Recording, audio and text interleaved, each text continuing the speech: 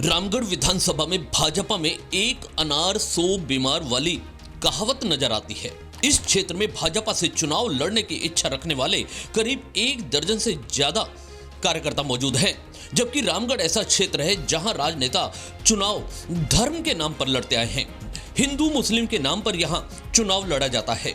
यहां चुनाव को जातिगत आधार पर मोड़ दिया जाता है, जिसमें कुछ चुनिंदा नेता ही हैं जो इस राजनीति में पारंगत है। इसलिए हमेशा कांग्रेस हो या भाजपा ऐसे ही प्रत्याशियों को आगे करती आई है। यहाँ से चुनावों में अक्सर 2 ही नाम चलते हैं, कांग्रेस से जुबेर खान या साफिया और भाजपा से ज्ञानदेव आहूजा। आहूजा भाजपा के वरिष्ठ नेता हैं और हिंदू कट्टरवाद के चलते वह यहाँ की राजनीति में कामयाब हुए और 3 बार विधायक बने। वहीं कांग्रेस से जुबेर खान भी जातिगत समीकरणों के आधार पर 3 बार विधायक रह चुके हैं। पिछले चुनाव में यहाँ के समीकरण बदले, रामगढ़ से ज्ञानदेव आहूजा को टिकट नहीं मिल पाया। भाजपा ने सुखवंत सिंह को प्रत्याशी बनाया।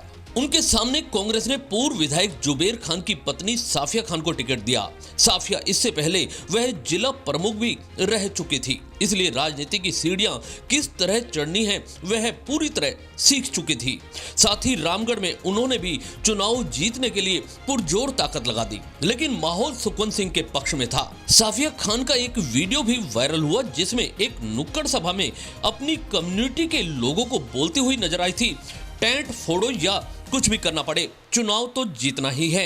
यह उनकी हार की घबराहट थी, क्योंकि सुखवंत की जीत के आसार ज्यादा थे। लेकिन उसी दौरान बसपा प्रत्याशी की मौत होने से चुनाव निरस्त हो गए थे। प्रदेश में गहलोत की सरकार बन चुकी थी। फिर जब रामगढ़ में उपचुनाव हुए तो जनता ने सरकार के साथ चलना ही उचित समझते हुए साफिया खान को जिताकर विधानसभा भेजा। रामगढ़ विधानसभा से 1990 में जुबेर खान पहली बार विधायक बने थे। उसके बाद जुबेर खान एक बार फिर 1993 में विधायक बने। वहीं 1998 में ज्ञानदेव आहूजा ने पहली बार कट्टर हिंदूवादी नेता के रूप में रामगढ़ में एंट्री मारी और वह सफल हुए। लेकिन 2003 में फिर जुबेर खान विधायक बने। वहीं 2008 और 2013 में लगातार 2 बार ज्ञानदेव आहूजा यहां से विधायक रहे।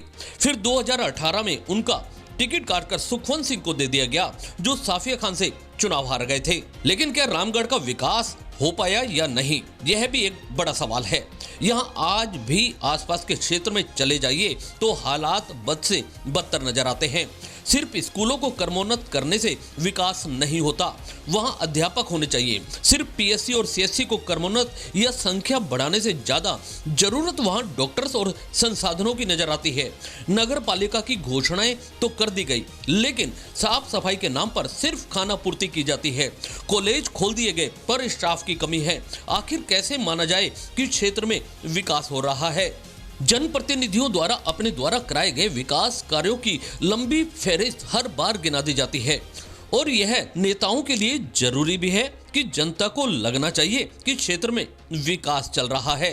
क्षेत्र के विकास का इस बात से भी अंदाजा लगाया जा सकता है कि आजादी के बाद रामगढ़ हाईवे पे होने के बावजूद यहाँ एक बस स्टैंड तक नहीं बन पाया। लेकिन धरातल पर रामगढ़ में युवा गोकशी, गो तस्करी, अवैध खनन, टटलूबाजी, साइबर ठगी जैसे अपराधों के जाल में फंसते जा रहे हैं। जनप्रतिनिधियों द्वारा कोई प्रयास नहीं किए जाते कि क्षेत्र के युवाओं को किस तरह रोजगार मिलेगा। यहाँ जनप्रतिनिधियों ने खासकर 1990 के बाद जनता को जाति और संप्रदाय के नाम पर राजनीति कर वोट बटोरने का काम किया।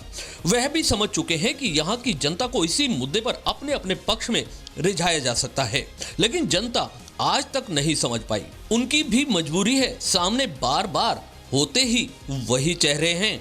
दरअसल जनता भी मजबूर है और वो जानते हैं कि विधायक आखिर उन्हीं में से एक बनना है, कभी वो तो कभी वो। ऐसे में जनता भी यही चाहती है कि उनकी विचारधारा का ही जनप्रतिनिधि उन्हें मिले।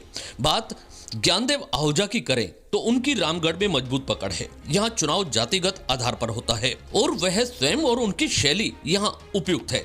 इसके अलावा यहाँ से उनके भतीजे जय आहूजा भी चुनाव लड़ना चाहते हैं। उनकी छवि भी वही हिंदूवादी नेता की तरह सामने आ रही है।